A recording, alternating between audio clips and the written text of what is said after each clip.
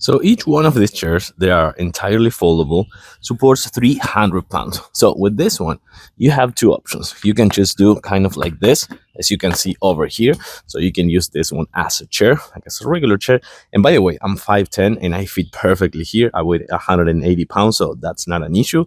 But this one, you can see that they are waterproof, foldable, and you can transform this one to a chair, like an actual chair. You can go a little bit far if you want, just like this, if you want a sunbathe or something like that, or you can keep going forward if you want and just transform it to be that one over there. I'm going to show you in a few seconds. But the fact that this one, it is waterproof, it has a really nice and stable, firm kind of like frame. And the fact that also you can have two pieces. So when this company sent it to me for this video, I say, okay, you're sending me two. So I thought it was like kind of like two different products, but no, they come in two pieces, just a single set. So that's actually pretty cool. But the best thing about this one, let me just show you, is that there's no installation, there is no assemble, there is nothing that you need to do. This one comes just out of the box, just like this.